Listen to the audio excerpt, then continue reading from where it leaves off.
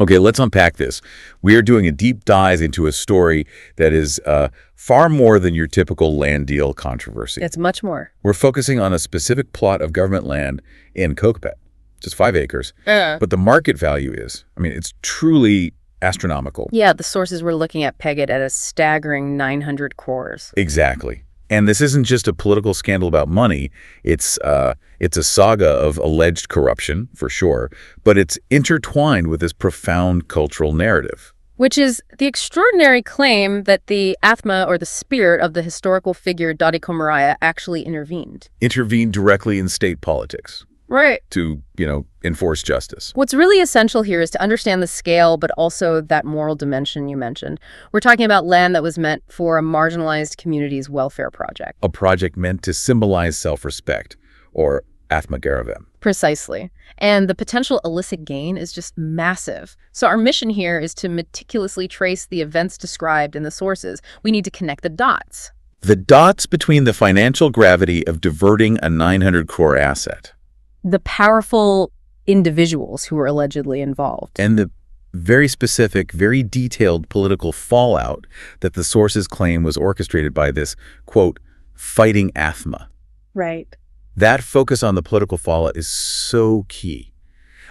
How did a welfare project become a potential 900 crore commercial opportunity? And what does the source material claim happen next when these political operators tried to finalize the deal? Well, let's start with the asset itself, the land, the intent, and, the magnitude of that financial temptation. Perfect. The initial purpose for this land was crystal clear. And it's what gives the whole controversy its name. Right. It was government-allotted land, 5 acres, specifically earmarked for the Doddi Komaraiah Atmagourava Bhavan. So a BC welfare hostel. Exactly. A welfare hostel built entirely using state welfare funds. It was supposed to be a point of pride, a tangible asset for the community. And this location, that's what made it so toxic with opportunity, right? Okay. Absolutely. Kokapet is arguably the most valuable real estate outside of Hyderabad's immediate center. So that market value of 900 crores for just 5 acres, it's not an exaggeration. Not at all. And when you have an asset this valuable that's designated for welfare, it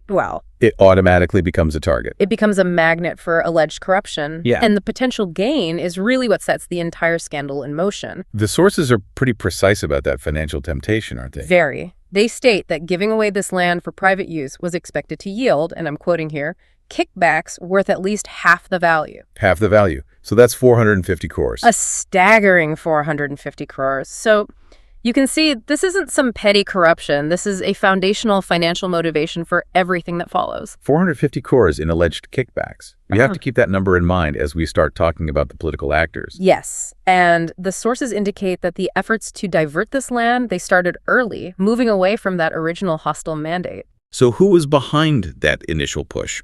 The material points to the Kuruma Sangam president, a man referred to as Yeg. He's the one who initiated the attempt to repurpose the land. But his first idea wasn't the final one, right? No, his initial goal wasn't the commercial lease. It was to convert the land's use to build an engineering college. Okay, so that already shows the intent to monetize the welfare land, to shift it away from its original purpose. It absolutely does, away from the Gaurava Bhavan. But the process escalated from there. The final alleged diversion wasn't for an engineering college. No. It was for a lease to a major private entity, Narayana Educational Schools. Wow. So that takes the asset from a community-specific welfare use through a community leader's monetization attempt. And straight into the hands of a huge commercial educational venture. The shift is complete, from Atmagourava to private profit. The question then becomes, how do you even do that? How do you manage to shift 5 acres of designated government welfare land, valued at 900 crores, into a private commercial lease? It sounds like it would require some serious political orchestration. It does, and the sources detail exactly how that alleged coalition came together. The sources suggest that the Kuruma Sangam president, Yegi, after his college idea didn't work out, he didn't budge. Right. He didn't give up. Instead, he became the orchestrator, pulling in key political players to get the conversion done legally. And the sources are specific about who those players were. So who did he bring in? First, he allegedly roped in the lone legislator from Kuruma. Leveraging those community ties and representation. Exactly. This lone MLA provides the necessary political weight, the sort of official legitimacy to the whole scheme.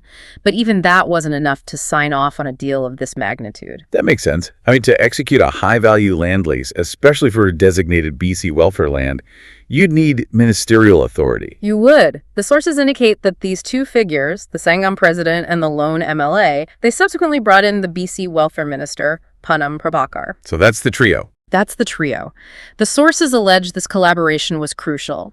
You have community leadership in Yege, political representation with the lone MLA, and then ministerial authority from the BC welfare minister. And this group allegedly worked to bypass the original welfare mandate and execute that lease to Narayana Schools. Potentially finalizing that 450 crore kickback.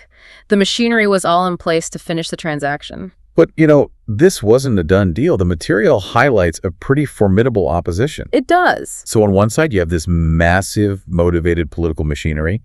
But on the other, you have structured dissent. Who was leading that? The sources really emphasize the critical role of Professor Kancha Ilaiah Shepherd. Okay. And he didn't just, passively object. He actively engaged the highest levels of power. He opposed the diversion fiercely. What did he do? He wrote detailed letters directly to both the BC Welfare Minister, Punam Prabhakar, and crucially, to the Chief Minister, CM Revanth. Detailing why the land shouldn't be diverted. Exactly. Laying out why it had to remain for its original welfare purpose. That makes the conflict very high profile then. You've got this ministerial effort trying to secure a massive financial windfall, and it's being countered by a well-known academic taking the case straight to the CM. It is. At this point, institutionally, the opposition was vocal, but you have to remember the political gears were still turning to approve that lease. It seemed poised to go through. Absolutely. The system appeared ready to finalize the diversion. This is the moment in the narrative where accountability seems weak, where the institutional checks might fail. And this is what sets the stage for the narrative's incredible pivot.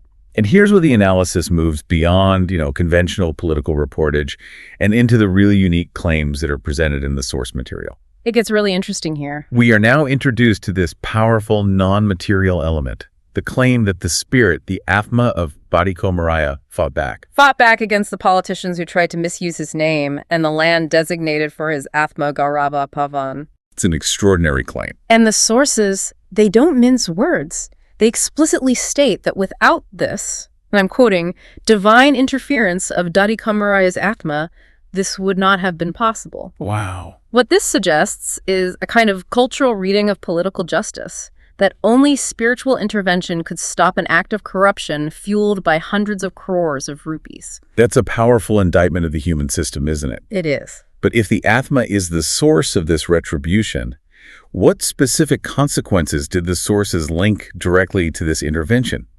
We should probably trace the alleged political setbacks for the three main players. Let's do it. Let's start with the initiator, the Kuruma Sangam president, Yegi. Okay.